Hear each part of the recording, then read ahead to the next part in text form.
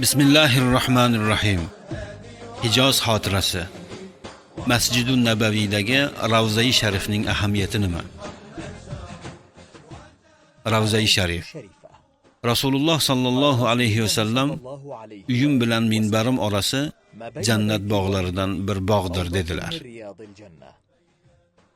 Boshqa bir hadisda u zot sallallohu alayhi vasallam albatta minbarim jannat chamanzorlaridan bir bog' ustidadir deganlar. Nabiy alayhisalomning ravzalari yer bo'lagining eng afzal makonidir. Chunki u joy Nabiy sallallohu alayhi vasallam har kuni 5 vaqt namozga kirib chiqib turgan yo'ldir.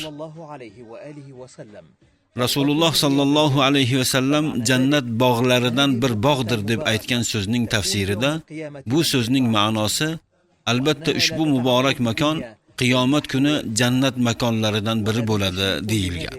Chunki ushbu joy bu dunyoda mahv va fanoga duchor bo'lmaydi. Ya'ni bu yer o'chib yo'q bo'lmaydi.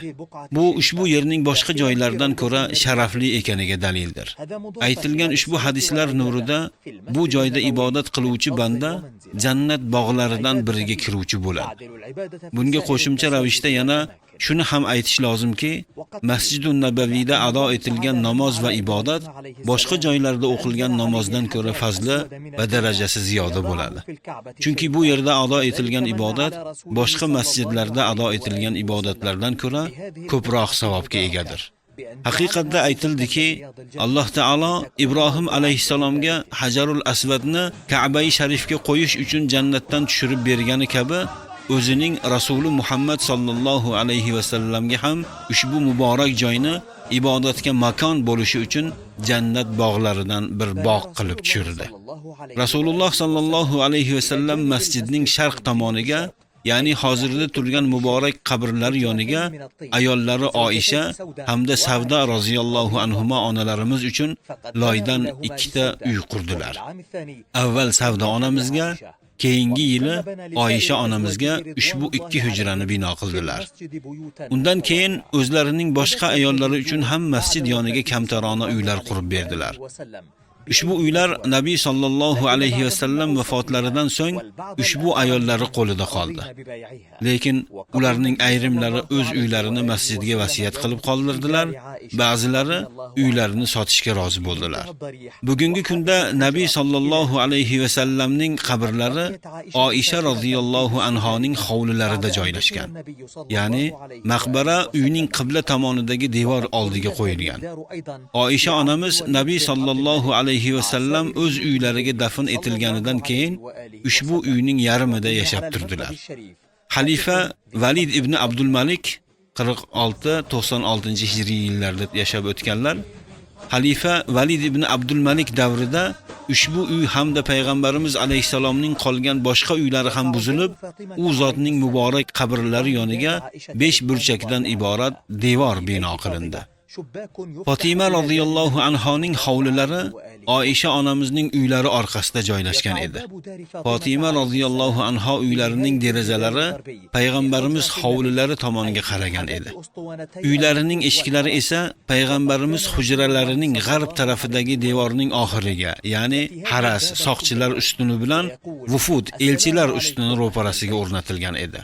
Rasululloh sallallohu alayhi vasallam har kuni ushbu uyning eshigi oldiga kelar va assalomu alaykum ahli baytlarim der edilar. Boshqa bir rivoyatda namozga albatta Alloh sizdan kirni ketkazib butunlay poklashni xohlaydi ey ahli bayt der edilar deyilgan.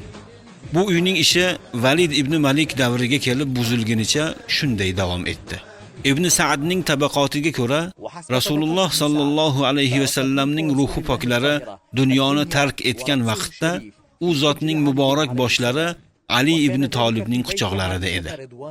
Bu ish Oisha roziyallohu anha onamizning uylarida bo'lgandi. Ali roziyallohu anhu tashqariga chiqib, hovlidagi odamlarga Rasululloh sallallohu alayhi vasallamning jonlari uzilib, olamdan o'tganligi xabarini berdi. Keyinchalik Nabiy sallallohu alayhi vasallam qabrlarini o'rab turgan devorlar yorilib, ba'zi joylari tushib ketdi.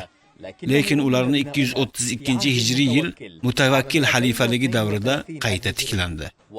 Nabiy alayhisalom qabri devorlari 548-hijriy yilga kelib marmar toshlar bilan o'raldi. Keyin uni Ashraf Qayitboy yangitdan ta'mirladi. Nabiy sallallohu alayhi va sallam qabrlarining bosh tomonida bir sandiq bo'lib, unga payg'ambarimizning ridolari hamda kufiy xatda yozilgan ikkita mushaf saqlab qo'yilgan. Uning biri 3-xalifa Usmon radhiyallohu anhu ga tegishli bo'lib, uning muqovasiga u zotning qonlari belangan. Ikkinchi mushaf esa Ali radhiyallohu anhu ning qo'llari bilan yozilgan. Rasululloh sallallohu alayhi va sallam Hazrati Bilolga azon aytishni buyurgan vaqtda Bilol radhiyallohu anhu masjidning janubiy g'arbidagi devor ustiga chiqib azon aytdilar. Aytilishicha, qibla o'zgarishidan oldin Hazrati Bilol Abdulloh ibn Umar hovlisi oldidagi ustunga, ya'ni masjidning pastki tomonidagi Darul Ishra deb nomlangan joyda azon aytganlar.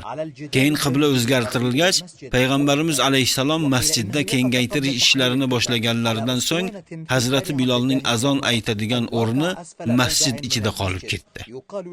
Shunday qilib uning yangi o'rni masjid sahnaga yaqin bo'lgan masjidning shimoliy g'arbiy tomonidagi joyda o'rnashdi. Aytilgan ushbu joy hozirda chiroyli oq marmardan 2 metrga yaqin qilib tosh ustunlar bilan mustahkam o'rnatilgan. Hamon u joyda 5 vaqt namozlarida azon aytilib kelmoqda.